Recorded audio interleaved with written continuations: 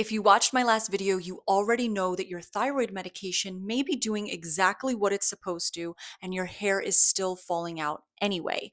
Today, I'm going to tell you why. These are the three root causes of Hashimoto's hair loss that almost never get addressed in a conventional setting. And by the end of this video, you're going to understand your situation in a completely different way and feel empowered. I'm Allison. I'm a functional nutritionist and Hashimoto specialist, and I see these exact three patterns in almost every single client who comes to me still losing hair despite being on medication. So let's get into it.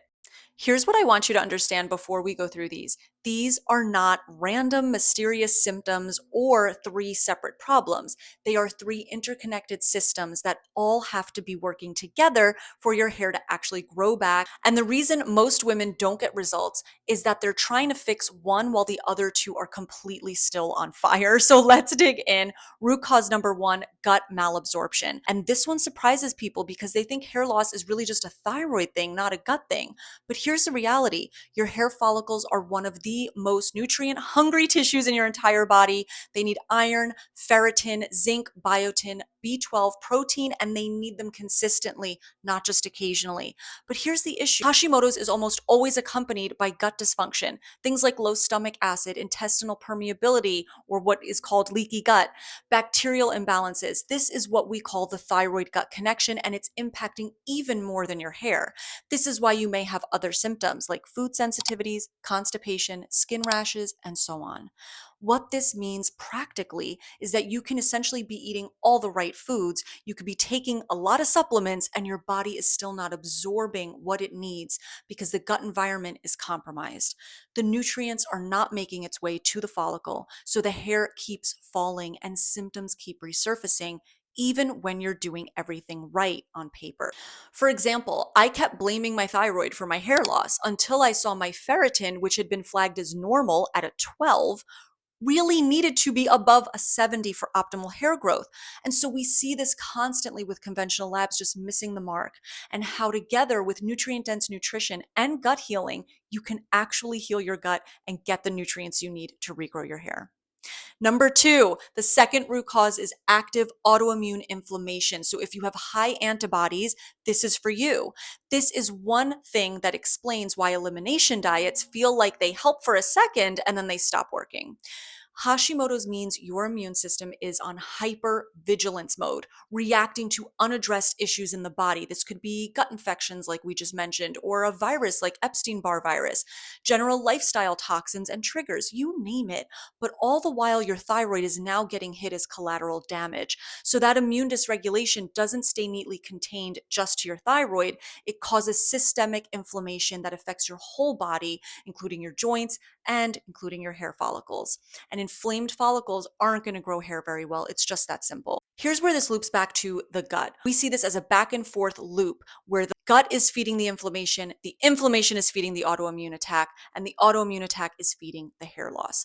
This is exactly why elimination diets sometimes feel like they will temporarily help when you cut out some inflammatory foods, you reduce some of the inflammatory load, and you might feel better for a few weeks, but they just don't fix the underlying gut dysfunction. So the relief isn't going to last that long. And the food list that you can have keeps reducing and restricting because it's not really the thing that's going to solve the problem.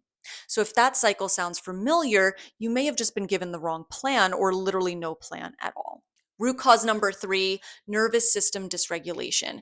This is the one that I think we miss and we normalize. And in my experience working with women with Hashimoto's over the years, it's the one thing that is going to make or break everything else. And that is going to be nervous system regulation. This was actually a really huge missing piece for me too. I didn't feel stress. I felt fine. That was really just my normal, but my body was running on cortisol. And I had absolutely no idea that that was really sabotaging everything else from my gut to my immune system to my thyroid and hormonal imbalances. So when your body is in chronic stress response, and most high achieving women, type A perfectionist, Hashimoto's ladies are running on cortisol, whether they feel it or not, a few really specific things happen. Cortisol suppresses T4 to T3 conversion, and that's critical. T3 is really what's the active form of the hormone. And so if your cortisol is chronically elevated, your body isn't converting that hormone properly. It also directs signals to the hair follicle. So this is critical if you want to stop the loss and start regrowing. So here's what makes this so hard to catch. The stress response isn't always obvious. You might not feel it, like I mentioned with my example. You might not feel overwhelmed all the time. You might not feel, stressed because you're so used to running at that baseline. But your body is running on fight or flight, and it's been doing it for so long that it feels like you're normal. And it doesn't feel safe to change it because this is just how you're used to running and how you're used to feeling safe. And the hard truth is this: you can have the perfect protocol, the right supplements, the cleanest diet in the world, but if your nervous system is stuck in survival mode, your body will deprioritize hair growth every single time because it's really just a nice to have, it's a luxury. Surviving a constant threat is the priority of the body. You see, your body is smart and it wants to heal.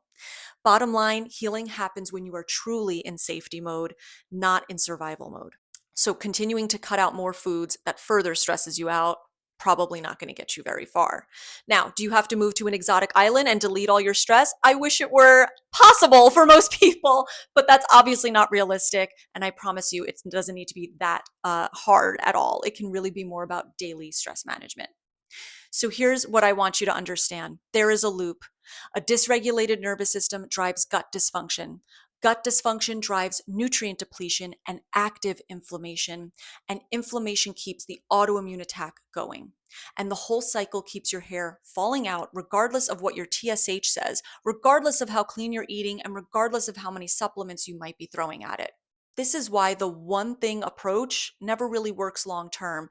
It's about finding synergy with all three and supporting what your specific root cause issues are. The good news is, and I genuinely mean this, is that once you can see this loop clearly, you can't unsee it. You can start to interrupt it. These are not permanent, irreversible damages. I promise. I have watched women heal their digestion, have lasting energy all day long, and of course, regrow that beautiful hair they had been losing for even years once we identified what was actually driving it and addressed it in the right sequence. Your body really wants to heal, and it is so capable. It just needs the right conditions. Now, here's where most women get tripped up, even after learning all of this, even after understanding the loop. They go back to doing the same things they've always done. And that's not because they're not smart or dedicated. It's because there is really this persistent myth about Hashimoto's that makes it almost impossible to think differently about your healing. It's a myth I myself believed for years too. And in my next video, I'm going to walk you through it so it is no longer blocking your progress. Link is right here.